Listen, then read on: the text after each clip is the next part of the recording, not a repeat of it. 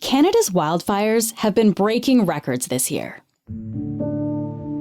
More land has been burned in 2023 than in several previous years combined. Thick, hazy smoke covered communities across the country for weeks at a time, and the fires are emitting tons of carbon, more than double the previous record. It is absolutely unprecedented what we're seeing, and as a scientist who has been working on this for more than 30 years, there is no satisfaction in saying, we told you so, but it is really a big surprise to the scientific community just how rapidly the things that we have been predicting are unfolding in Canada now with regard to increases in area annually burned. Dr. Werner Kurz has been studying forests and their carbon stores for 30 years. He has a PhD in forest ecology and is a senior research scientist with the Canadian Forest Service, which is part of Natural Resources Canada. He's also a principal investigator with the Pacific Institute for Climate Solutions Wildfire and Carbon Project. Today, Werner tells us how these wildfires are changing forests in Canada, what it means for Canada's emissions, and how we can lessen the damage from wildfire seasons to come. I'm Menaka Raman-Wilms, and this is The Decibel from the Globe and Mail.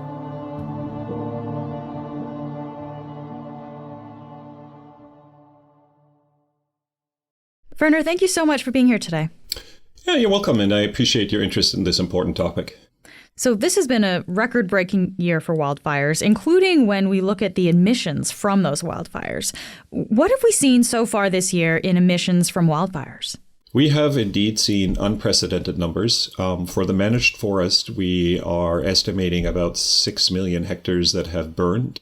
And as of August 30th, and the emissions associated with that, and these are rough preliminary estimates, are about 850 million tons of carbon dioxide equivalent. Wow. And to put that in perspective, the emissions from all of the sectors in Canadian economy are about 670 million tons of CO2. So the wildfires this year have already emitted more carbon than the entire Canadian economy, and many fires are still burning. I mean, this is an astounding number here. Like, we're talking so more than the emissions from oil and gas, and we produce oil and gas, right? Cars, all that transportation. The wildfire emissions are more than all of that combined. Correct. Wow. Yeah, in this year. So how do we know what the emissions are from wildfires? I mean, how are researchers actually calculating this? Yeah, that's an excellent question. So what we need to understand, first of all, is that the carbon that is in wood, and 50% of the weight of wood is carbon that was taken from the atmosphere. So the carbon dioxide is removed through photosynthesis, the oxygen is released back into the atmosphere, and the carbon is stored in trees. So wood is essentially a huge amount of carbon and a huge amount of stored energy, as anybody knows that ever sat around a campfire in Canada. And so what's happening in fires in general is that all that stored energy is released again. The carbon is reoxidized, so we take the carbon out of the wood and turn it back into CO2. That's a process that releases a lot of energy, and the CO2 is the greenhouse gas that is then being added back into the atmosphere. The problem is that the uptake goes very slowly. We all know that it takes a long time for a tree to grow in Canada, but the release happens very rapidly. In other words, the carbon that has been stored over decades, in some cases centuries, in trees and also in the forest floor, can be released rapidly back into the atmosphere in a matter of a few hours. And do the kind of emissions, change depending on how the fire is burning? Yeah, that's also a really good question. So if we have an intense fire that releases a lot of heat, we mostly release carbon dioxide and some carbon monoxide. But as we go to a smoldering phase of burning, so we have basically incomplete combustion, not enough oxygen is available, and that incomplete combustion then releases methane, another potent greenhouse gas, 25, 28 times as potent as carbon dioxide. Right. So even small emissions of carbon as methane have huge impacts on future global warming. Okay. So when scientists talk about emissions, we usually use the units of megatons of carbon dioxide equivalent. That's the same as millions of tons of carbon dioxide equivalent. And carbon dioxide equivalent is basically taking the different greenhouse gases, such as carbon dioxide, methane, and N2O, and converting them from their impact on warming into a common currency, and that is called carbon dioxide equivalent. And it's done by multiplying each of the gases by a global warming potential factor that quantifies the climate forcing that each gas has on the atmosphere and the climate system. Okay. So earlier, Werner, you used the term managed forests. So what is a managed forest, and how does that factor into the calculations we're doing? Yeah, in the context of the conversation that we're having, we use the term managed forests to follow the guidelines of the Intergovernmental Panel on Climate Change for greenhouse gas reporting, where countries are basically asked to report an anthropogenic, so human-caused emissions and removals. So managed would imply a range of activities that influence the greenhouse gas balance. So even park management, so we have reserved areas and parks that are deemed managed for the purpose of greenhouse gas inventory reporting. Managed does not mean just timber production. It means any values that are of importance to humans. So conservation, riparian zones are still deemed managed forests because fire suppression is one of the activities that is affecting most of those areas. So if we take emissions from the managed forests and the unmanaged forests in Canada, do we have an estimate for the total emissions from all wildfires in Canada this year? As of August 30th, the area burned is about just over 15 million hectares. And the preliminary estimate of the total greenhouse gas emissions is 2,000 megatons of CO2 equivalent. And so I want to emphasize that these are preliminary numbers. So the uncertainty is high. So that could well be plus minus 200 million tons or something like that. But the point is, the magnitude of these emissions has now reached about 3 times the emissions from all other sectors of the Canadian economy combined. That's astounding. These really are astounding. mind-bending numbers. Wow. And so this matters to society and to humanity because what we are now seeing is that climate change impacts are accelerating future climate change. We call it the warming is feeding the warming. Scientifically, it's a positive feedback loop. So as the world gets warmer, we create more conditions that are conducive to more forest fires. And these forest fires are adding more greenhouse gases to the atmosphere, which then will further accelerate the warming. And this is only one of the early ecological feedback loops. The other elephant in the room here is that science is also predicting that with warming, we will see more permafrost thawing, and Canada has huge areas of permafrost, as does Russia and many other circumboreal countries.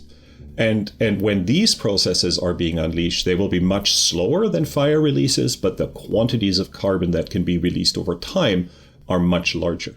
So that's the same. Warming is going to feed the warming. Warming is feeding the warming. And so this is alarming to society because we begin to lose grip of our ability to control the future climate. When it was just a question of fossil fuel emissions, we could just dial back on our fossil fuel emissions and live happily ever after.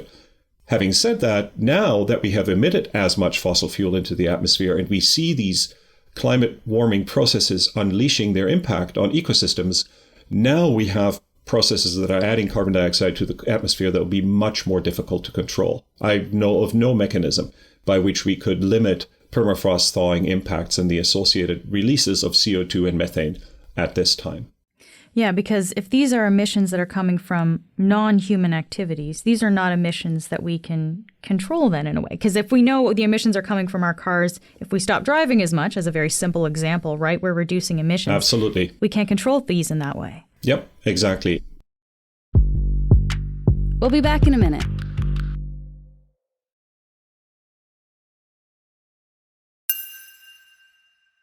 So we've just been talking about how significant these emissions are from wildfires, but I understand that these emissions from wildfires aren't actually included in Canada's tallies of greenhouse gas emissions, which seems strange to me. Why is that? In the managed forest, we say that the wildfires are beyond human control and often not caused by humans. The vast majority of area burnt in Canada is due to lightning strikes. Oh. And so therefore, what we do is we estimate and calculate and present in the greenhouse gas inventory report and in the state of forest report the emissions both from human activities and from wildfires, but we do not we do not take the wildfire emissions when we measure progress towards emission reduction targets. So that is limited to changes in forest management, wood use, etc. Yeah. So I guess, is that going to be changing over time? Like, we're going to be counting this, I would imagine, if this continues to be so significant. Well, this is a really important question. And the question that we need to ask ourselves is, are the emissions from climate change-induced wildfires, or in the future, permafrost thawing, are those emissions Canada's responsibility alone, or are they part of a global impact of climate change? And so the scientific community is arguing that we need to stick to the process that we're currently using, which is anthropogenic emissions and removals. But the Paris Agreement has developed a second mechanism. It's called the global stocktake, where the scientific community basically looks at, okay, the sum of the greenhouse gas inventories from all the countries report one number. But what the atmosphere experiences is a different number because of all the things that are not included. So ocean feedbacks, feedbacks from permafrost thawing, wildfires, etc. And so the global stocktake is really measuring what is the impact on the atmosphere? And do we need to increase our efforts in other sectors to reduce emissions and get us back on the target where we want to be with emission reductions? I want to talk about just the forest and the ecology for a moment here, Werner. Given how much damage is happening to the forests when these wildfires are happening, I mean, what are the consequences of that? Yeah, first of all, let's remember that most of Canada's forests are fire-adapted ecosystems. In other words, they have always been subjected to wildfires. They have, burned in some cases every few years with light underburns, in some cases less frequently, but more severe burns. But in general, forest ecosystems are capable of regenerating after fires and have done so for centuries and millennia. What is new now is the intensity of the fires and the area burned, and that has ramifications for what's left behind.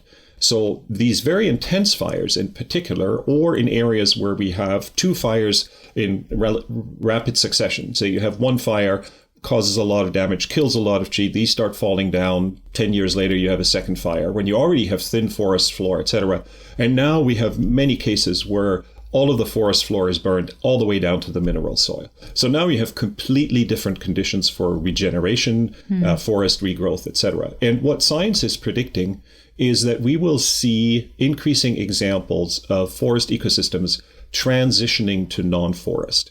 In other words, if you have very intense fires and regeneration of trees fails, you may get grasslands. And you can see that in, the Okanagan, for example, or other parts of British Columbia, where you're already at the margin of survivability of trees. The trees are on the north and east side of slopes. On the south and west side, where it's hotter and drier, you have grasslands, and you just have to fly over and you see that. So grasslands are predicted to expand in some areas. So this could really then change kind of the makeup of the natural land here then. It will. It will. This is not a can. It will. That is not all bad. Of course, it has adverse impacts for timber production, etc. But these non-forests ecosystems may in fact help provide fire breaks in the future to help reduce these mega fire events that we have seen recently. Okay, interesting.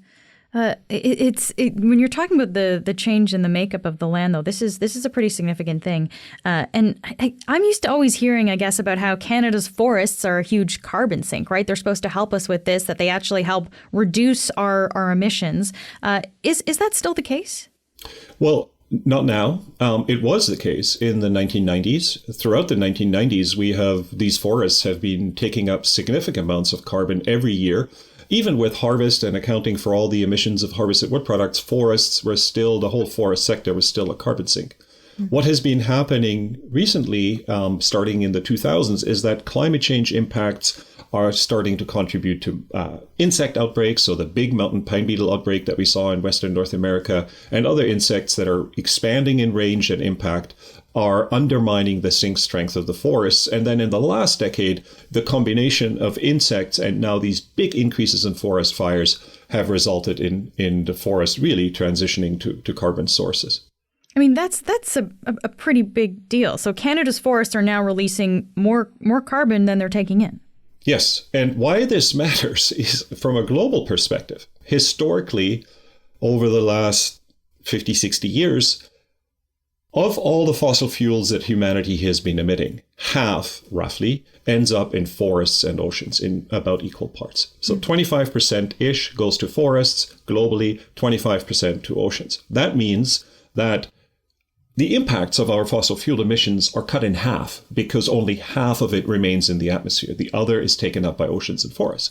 So as we go forward, and forests are increasingly unable to contribute the uptake of this carbon, and worse, are adding their own carbon to the atmosphere, the rate of climate change will further accelerate. I mean, honestly, this sounds pretty dire. Like if Canada's forests are no longer a carbon sink, and we've got so many emissions coming from things like wildfires, is it too late to change what's going on? It is serious, but I think one of the things that we need to think about are what can we do? What are some of the solutions? So one of the questions that we as a society need to ask is, to what extent do we need to change forest management to focus not on timber production, not on just conservation and storing carbon in forests, but actually using the forest as a mechanism to remove carbon dioxide from the atmosphere. Younger forests that are actively growing are removing more CO2 from the atmosphere.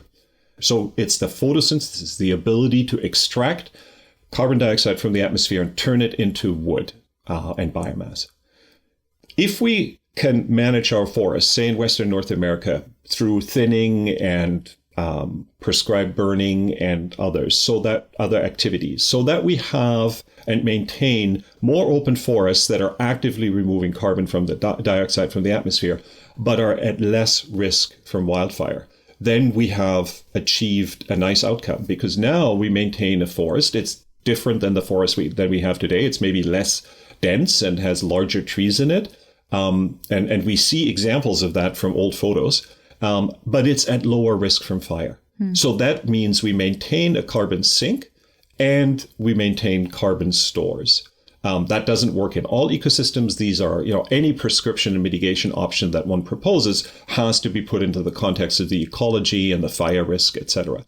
So can we get into some of the solutions, and like what are some of the solutions that people are trying that might actually show some promise here? Yeah. So we have to understand, and let's focus on Western North America right now, because that's where a lot of this research has been happening, and that's where a lot of the fires have been happening. We have to understand that how we got here is really a century of fire suppression. We have historically had cultural burning and natural burning that created a certain landscape condition that has been altered over the last 100 years by suppressing wildfires. As a consequence, we have had ingrowth of trees.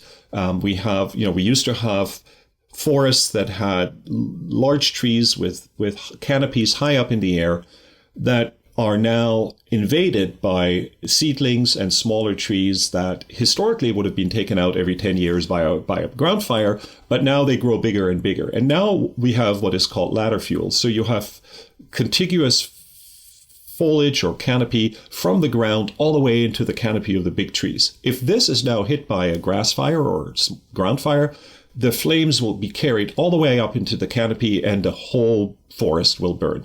So by having excluded small fires for a long period of time, we've completely changed the ecosystem and created huge amounts of carbon and trees in these forests. So in terms of solutions, what we need to do are looking at three things. We need to reduce the fuel load that has been the consequence of fire suppression. In other words, we need to have less biomass and stored energy in the landscape. And that can be done through thinning.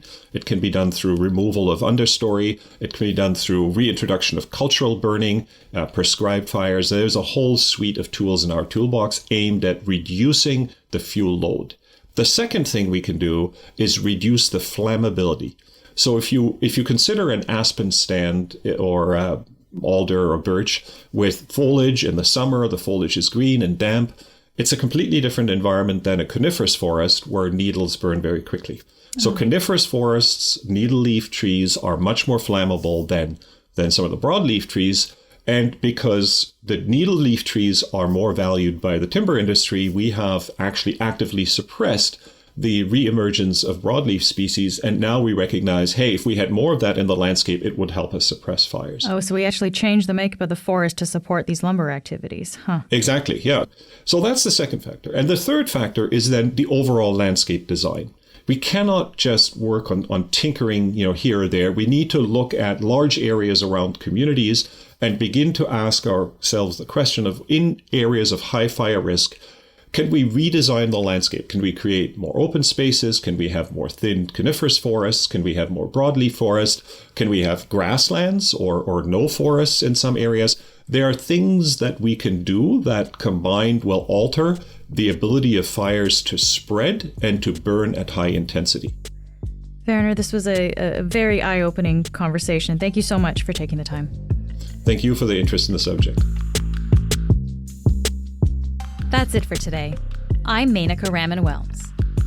Our producers are Madeline White, Cheryl Sutherland, and Rachel Levy-McLaughlin. David Crosby edits the show. Adrian Chung is our senior producer, and Angela Pacenza is our executive editor. Thanks so much for listening, and I'll talk to you tomorrow.